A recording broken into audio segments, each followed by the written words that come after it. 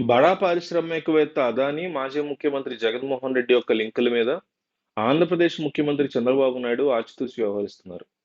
జగన్‌కి అదానీ సంస్థల నుంచి భారీ ఎత్తున లంచాలు అందాయన్న ఆరోపణల మీద టీడీపీ నేతలు సహా అందరూ రచ్చరచ్చ చేస్తున్నా, చంద్రబాబు మాత్రం దాని మీద తీవ్ర వ్యాఖ్యలు చేయట్లేదు. దాంతో అసలు ఆయన మౌనం వెనక లెక్కేంటన్న దాని మీద పెద్ద ఎత్తున చర్చ నడుస్తోంది. అదానికి మోడీతో ఉన్నటువంటి బంధం సీఎని కట్టిపడేస్తుందా? ఇప్పటికే ఒప్పందాలు కుదిరిన ప్రాజెక్టులు వెనక్కి వెళ్ళిపోతాయనా? ఓవరాల్‌గా ఈ మొత్తం వ్యవహారం చంద్రబాబు అనుభవానికి పరీక్షగా మారిందా?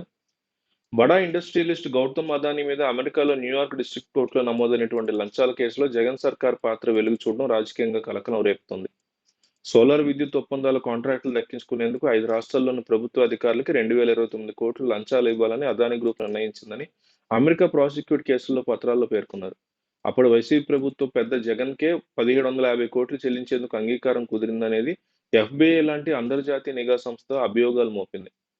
Solar energy corporation of India సెక్కితో 7 గిగావాట్ల సౌర విద్యుత్ కొనేందుకు ఆంధ్రప్రదేశ్ విద్యుత్ పంపిణీ సంస్థలు కుదుర్చుకున్నటువంటి పవర్ సేల్ అగ్రిమెంట్‌లో ఈ లంచాలకి అంకురార్పణ జరిగిందనేది ఆరోపణ. 2021, 2022 మధ్య సోలార్ విద్యుత్ కొనుగోలు చేసేందుకు సెకీతో ఆంధ్రప్రదేశ్, తమిళనాడు, ఒరిస్సా, ఛత్తీస్‌గఢ్, జమ్మూ కాశ్మీర్ ప్రభుత్వాలు ఒప్పందాలు చేసుకున్నాయి.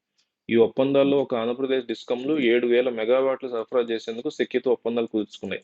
2025 జనవరి నుంచి విద్యుత్ సరఫరా చేస్తామని సెకీ ఒప్పందంలో పేర్కొంది. అయితే అదానీ పవర్ నుంచి కొనుగోలు చేసిన విద్యుత్తుని ఏపీకి సరఫరా చేయాలని సెకీ నిర్ణయించింది. 2021లో అప్పటి సీఎం జగన్మోహన్ రెడ్డికి నివాసానికి వచ్చిన గౌతమ్ అదానీ చర్చలు జరిపిన తర్వాతే డిస్కమ్ సెకీతో ఒప్పందాలు కుదుర్చుకున్నాయి. అయితే ఆ ఒప్పందాలు కుదరడానికి తెర వెనుక పెద్ద భాగోతమే జరిగిందని అమెరికా కోర్టులో నమోదైన కేసు పత్రాల ద్వారా తెలుస్తోంది. అధిక ధరల కారణంగా సెకీ నుంచి విద్యుత్ కొనుగోలుకి ఏ ప్రభుత్వ సంస్థ ముందుకు రాకపోవడంతో అదానీ గ్రూప్ ప్రతినిధులు లంచాలు ఎరవేసినట్టు అమెరికన్ ప్రాసిక్యూటర్ ఆరోపించారు.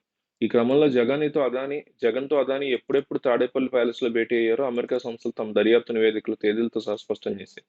ఈ భేటీల వివరాలన్నీ జగన్మోహన్ రెడ్డి ప్రభుత్వం సీక్రెట్‌గా ఉంచింది. ఆ భేటీ తర్వాతే అదానీ గ్రూప్‌తో విద్యుత్ కొనుగోలు ఒప్పందాలు జరిగాయి.